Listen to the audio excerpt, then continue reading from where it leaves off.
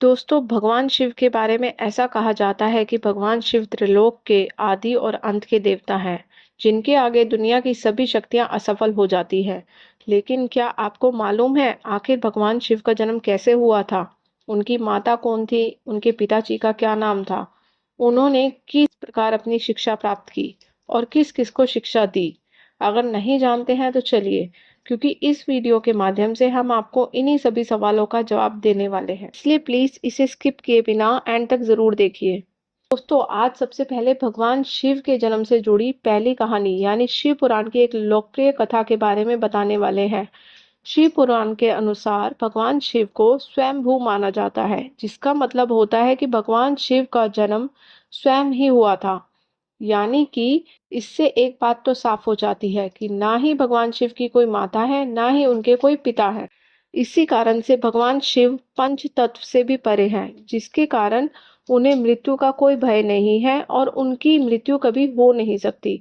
पर अब बात करते हैं विष्णु पुराण में बताई गई भगवान शिव के जन्म से जुड़ी एक कहानी की। विष्णु पुराण में बताया गया है कि भगवान विष्णु के माथे से निकलने वाले तेज के कारण भगवान शिव की उत्पत्ति हुई थी और उनके नाभि से निकलते हुए तेज के कारण कमल पर विराजमान ब्रह्मा जी का जन्म हुआ था।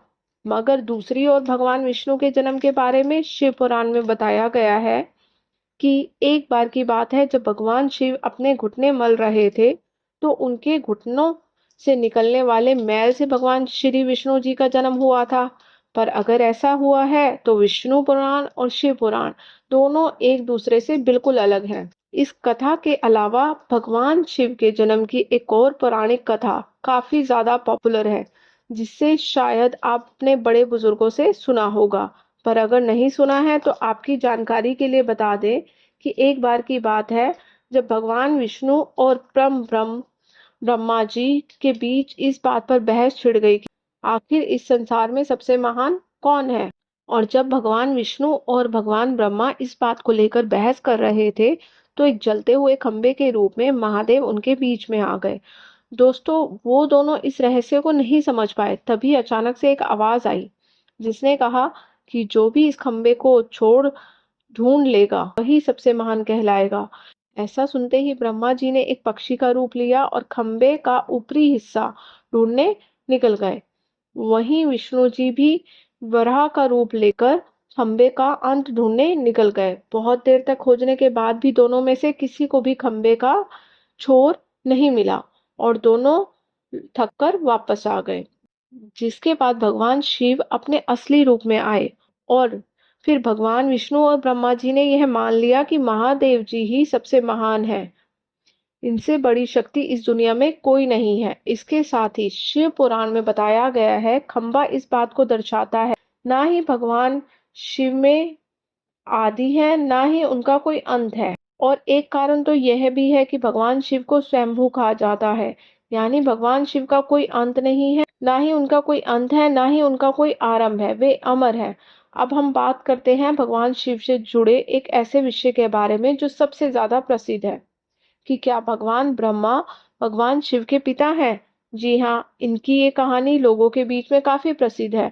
तो आपको बता दें, आखिर किस प्रकार भगवान शिव ने ब्रह्मपुत्र के रूप में जन्म लिया था। इसके पीछे विष्णु पुराण की एक पौराणिक कथा है, जिसके अनुसार जब धरती आकाश पटल या कहे पूरा यूनिवर्स जलमग्न यानी पानी में डूबा हुआ था, तब भगवान विष्णु के अलावा कोई भी देव या प्राणी इस संसार में नहीं था।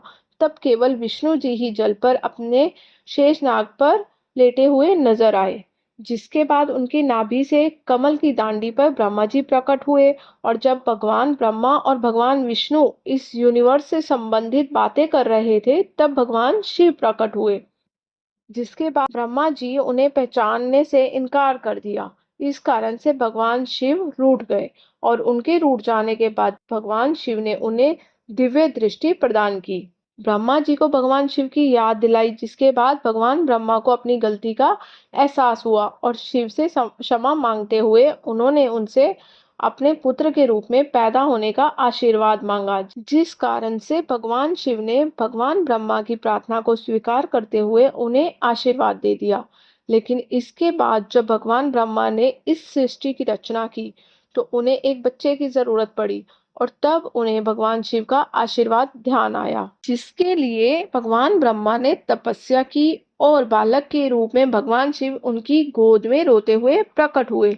आपको बता दें कि यह भगवान शिव का एकमात्र बाल रूप है। जब भगवान ब्रह्मा ने उनके रोने का कारण पूछा तो उन्होंने बताया कि उनका कोई नाम नहीं है। तब भगवान ब्रह्मा ने भगवान शिव का नाम रुद्र रखा, जिसका मतलब होता है रोने वाला। इसके बावजूद भी भगवान शिव खुश नहीं हुए। ब्रह्मा जी ने उन्हें दूसरा नाम दिया, पर शिव को वो नाम भी पसंद नहीं आया और फिर भी वे चुप नहीं हुए।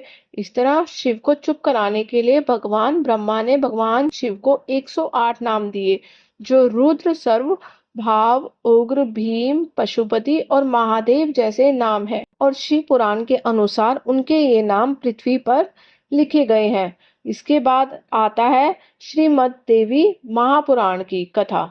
श्रीमद् देवी महापुराण में भगवान शिव की माता और पिता के बारे में बताया गया है।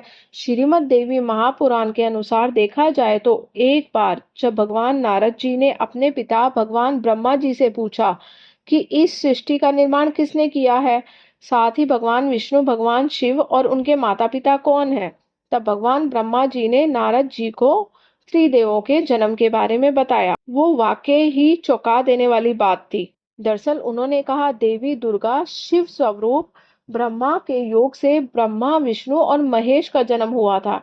यानी प्रकृति का रूप लिए माँ दुर्गा ही हम तीनों की माता है और ब्रह्मा यानी कल सदाशिव हमारे पिता हैं। इसके साथ ही श्रीमद् देवी महापुराण में भगवान विष्णु और भगवान ब्रह्मा के बीच में झगड़ा होने की एक कहानी भी मिलती है, जिसके अनुसार एक बार श्री ब्रह्मा जी और विष्णु जी में झगड़ा हुआ और दोनों में बहस छिड़ी हुई थी। तब भगवान ब्रह्मा ने कहा कि सृष्टि को मैंने बनाया है और मैं ही प्रजापिता हूँ, जिसके जवाब में भगवान विष्णु जी ने कहा, मैं आपका पिता हूँ क्योंकि आप मेरी नाभि से निकले हैं। और धीरे धीरे करके यह बहस बढ़ती गई। दोस्तों, इसके बाद इन दोनों का झगड़ा सुनकर सदाशिव वहां पहुंचे और उन्होंने कहा कि पुत्रों, मैंने ही तुमको इस संसार को बनाने और इसे संभालने के लिए केवल 2 काम दिए हैं। इस प्रकार मैंने शंकर और रुद्र को संहार और त्रिगति के कार्य दिए हैं। इसके साथ ही उन्होंने कहा कि मेरे पंचमुख हैं, एक मुख से आकर दूसरे मुख से